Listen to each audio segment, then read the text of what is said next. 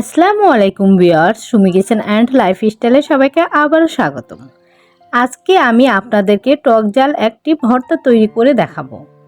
অনেকেই এই ভর্তাটাকে টক পাতার ভর্তা বলে থাকে। এই ভর্তাটা বানানো হয় লেটুস পাতা দিয়ে। গরম গরম ভাতের সাথে এই ভর্তাটা খেতে অসাধারণ লাগে।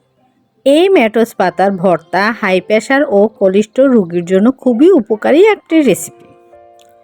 আশা করছি ভর্তার রেসিপিটি আপনাদের খুবই ভালো লাগবে।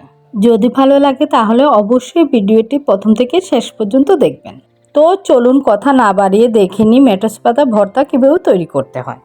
ভর্তা বানানোর জন্য এখানে আমি 100 গ্রাম লেটুস পাতা ভালো করে ধুয়ে পরিষ্কার করে নিয়েছি। তা এই দেখুন, এই সেই লেটুস পাতা, যে পাতা দিয়ে আজ আমি আপনাদেরকে ভর্তা তৈরি করে দেখাবো। আর ভর্তা তৈরি করতে এখানে আমার লাগছে হাফ কাপ পেঁয়াজ কুচি, কয়েকটি রসুনের কোয়া, কয়েকটি শুকনো মরিচ আর পরিমাণ মতো লবণ। প্রথমে আমি চুলায় একটি প্যান বসিয়ে দিয়েছি। প্যানটি গরম হতে আমি দিয়ে দিচ্ছি কয়েকটি রসুনের কোয়া। রসুনের কোয়াগুলি আমি একটু ভেজে নিচ্ছি। রসুনের কোয়াগুলি ভাজতে ভাজতে যখন একটু লাল হয়ে আসবে তখন আমি এখানে দিয়ে দিব শুকনো মরিচ। এই দেখুন, রসুনের কোয়াগুলি ভাজা হয়ে গেছে। এখন আমি দিয়ে দিচ্ছি শুকনো মরিচ। শুকনো মরিচ আর রসুনের কোয়াগুলি ভাজতে ভাজতে আপনাদেরকে একটি কথা বলতেছি, যারা আমার চ্যানেলে নতুন এখনও আমার চ্যানেলটি সাবস্ক্রাইব করেননি, প্লিজ আমার চ্যানেলটি সাবস্ক্রাইব করে আমার পাশে থাকুন। আর যারা অলরেডি আমার চ্যানেলটি সাবস্ক্রাইব করে আমার পাশে আছেন তাদেরকে অসংখ্য ধন্যবাদ। আপনাদের একটি সাবস্ক্রাইব আমাকে নতুন নতুন মজার ভিডিও নিয়ে আসতে উৎসাহ জাগায়। রসুন এবং শুকনো মরিচ আমার ভাজা হয়ে গেছে। এখন আমি এগুলিকে তুলে নিচ্ছি।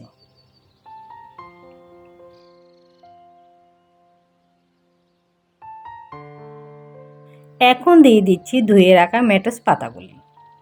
লেটুস পাতাগুলি সিদ্ধ করার জন্য এখানে আমি এক্সট্রা কোনো পানি ইউজ করব না।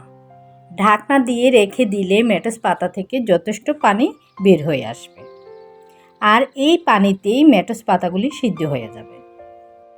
এই সময় চুলার ফ্লেমটি লো হিটে রেখে আমি 3 থেকে 4 মিনিটের মতো লেটুস পাতাগুলিকে সিদ্ধ করে নেব।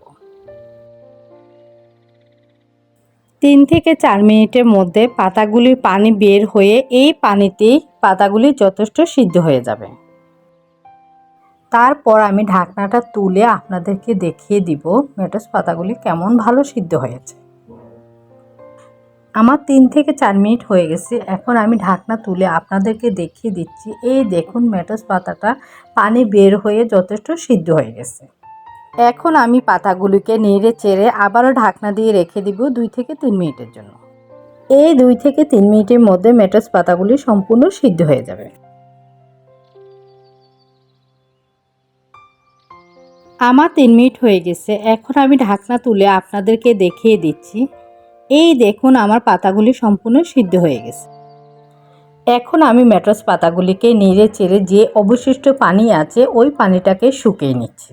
নাড়তে নাড়তে যখন দেখবেন আপনার লেটুস পাতায় কোনো পানি নেই, তখন বুঝে নেবেন আপনার লেটুস পাতা ভর্তার জন্য তৈরি হয়ে গেছে। এই দেখুন, আমার লেটুস পাতার পানিটা শুকিয়ে নিয়েছি। এখন আমি একটি প্লেটে তুলে নিচ্ছি।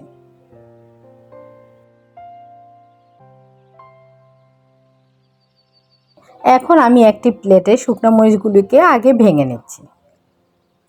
একে একে সবগুলি শুকনো মরিচ আমি ভেঙে নিচ্ছি।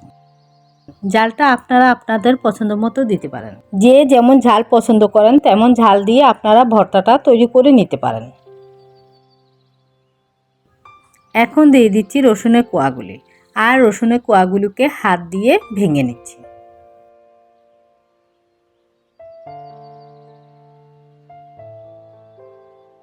রসুনের কোয়াগুলি ভাঙা হয়ে গেছে। এখন আমি দিয়ে দিচ্ছি পেঁয়াজ কুচি। পেঁয়াজ কুচি দিয়ে আমি ভালো করে হাত দিয়ে মেখে নিচ্ছি। এখন দিয়ে দিচ্ছি পরিমাণ মতো লবণ। লবণ দিয়ে আবারও আমি পেঁয়াজ, রসুন এবং শুকনো মরিচ ভালো করে মেখে নিচ্ছি। আমার মাখা হয়ে গেছে। এখন দিয়ে দিচ্ছি আমি সিদ্ধ করা লেটুস পাতা। লেটুস পাতা দিয়ে আবারও ভালো করে হাত দিয়ে মেখে নিচ্ছি। এই ভর্তাটা আপনি হাত দিয়ে যত ভালো মাখাবেন ততই মজার একটি ভর্তা তৈরি হবে। এভাবেই তৈরি হয়ে গেল আমার লেটুস পাতার ভর্তা। লেটুস পাতার এই ভর্তাটা আমি আপনাদেরকে খুব সহজভাবে দেখিয়েছি। আশা করছি আপনাদের ভালো লেগেছে। যদি ভালো লেগে থাকে তাহলে অবশ্যই আপনারা আমার ভিডিওতে লাইক দিবেন, কমেন্ট করবেন আর আপনার প্রিয়জনদের সাথে এই রেসিপিটি শেয়ার করবেন। আর যারা ফেসবুক থেকে দেখবেন তারা অবশ্যই আমার ভিডিওতে লাইক এবং ফলো দিয়ে রাখবেন। আমার এই রেসিপিটি কেমন হয়েছে অবশ্যই কমেন্ট বক্সে লিখে জানাবেন। এতক্ষণ আমার ভিডিওটি যারা কাছে দূরে প্রবাস থেকে দেখছেন তাদের সকলকে অসংখ্য ধন্যবাদ। আজ এই পর্যন্তই। ভালো থাকবেন, সুস্থ থাকবেন। আল্লাহ হাফেজ।